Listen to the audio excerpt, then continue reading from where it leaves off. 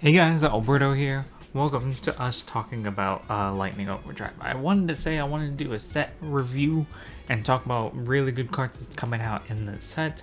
I haven't really had a chance to do that with Blaze and Vortex and stuff. I honestly don't really have time for this, but I'm going to squeeze as much in as possible. So, if you like the video, if you enjoy this type of content, let me know in the comments section down below. Leave a like, and let's just jump right into it with one of the most chased cards in the set currently, and is Diviner of the Herald. Now, you can play this in any ritual deck. You got Necros, but the more combative ready deck right now, the more meta deck right now is Drytron. And this card is really simple. When it's normal, special summoned, it's literally your normal summon. You can send any fairy type monster from your extra deck or your deck to the graveyard. You're going to be sending Arclight. Like, you're literally going to get a free search for a ritual monster or a spell off of Arclight. So that's it right there. I mean, that effect is all you need. It has another thing: if this card is distributed, you can special summon level 2 lower fairy monster from your hidden deck, except, so you can in theory grab, I don't know, Eva with it or something like that. Auto shutdown initiated. I think it was just warning me about shutdown. Whatever. So this card is going to be really great for any type of ritual decks in the future. It's going to be great for ritual decks right now. And it's just a really good card. And of course, it's short print, so not surprising. Next, we're going to be talking about two cards. They're kind of in the same boat. And I call them like combo starters, right? ZS Ascendant Sage and ZS Arm Sage. Now, Arm Sage is a common in this set, so this is a lot more easy to pull. Because all of this one says if you control no cards, you can special summon this card in your hand, and it doesn't have any restriction to summoning afterwards, which is great. And the other one just says you have to have a level 4 monster to special summon, which a lot of decks have level 4 monsters, except for Drytrons. But you can play this in like Goki. It's another like either extender or it's more of a starter if you don't have anything in your hand to start with. But it's warrior, it's really good. It's any type of starter in most decks. Imagine if we had Nightmare Mermaid back. This is another one of those like normal summon or special summon, like a junk forward or type of card.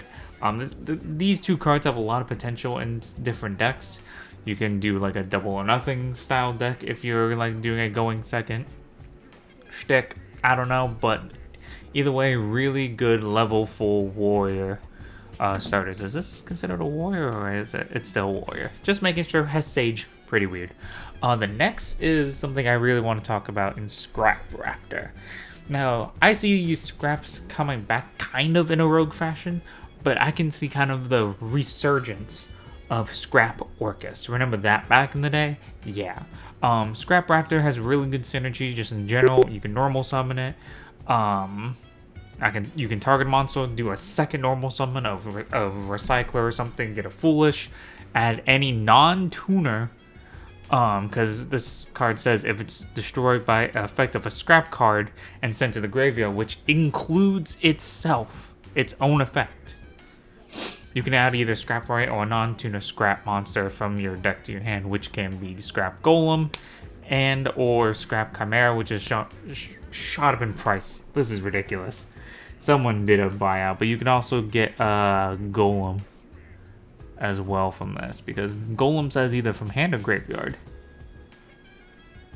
So yeah, you can do an extra summon. You can target one level 4 low scrap monster graveyard, special summon it, and target the player's field. So really good card, really good synergy. Gets a lot more monsters on board, and that's why with like Recycler, this, and Golem, you can set up a scrap board with like Scrap Wyvern and stuff. You can get 2 monsters on board easily. You can get either Orcus or another scrap monster in grave, and you can pop off from there. So a lot of potential with this.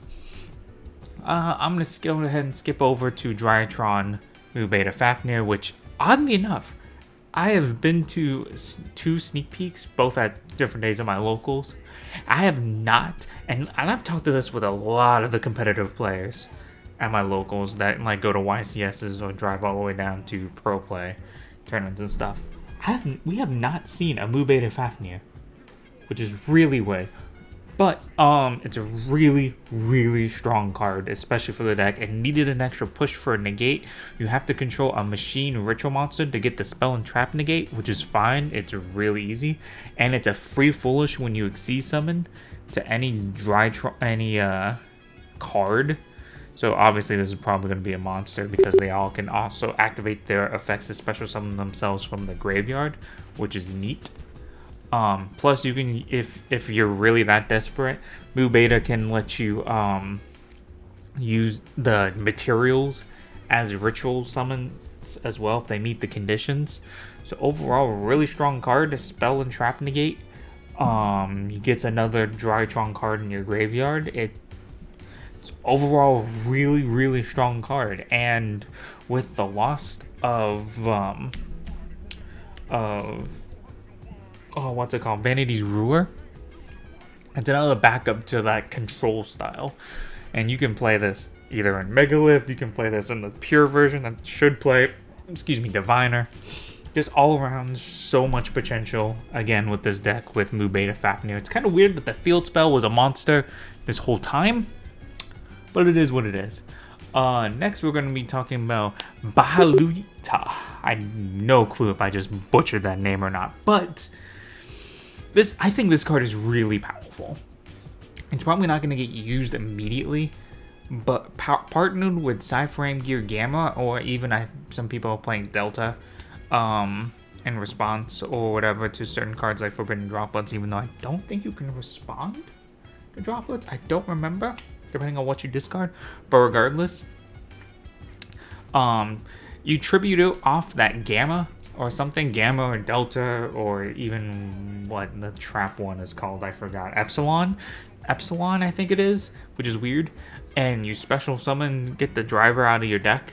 Then you can, when your opponent adds something or not, you can just tribute off the Gamma, special summon that card from your hand.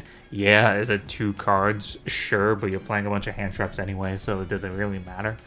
And you could just freaking just completely not wipe their hand, but it makes them awkward. It throws them off balance. Like, okay, do I have this stuff from the combo?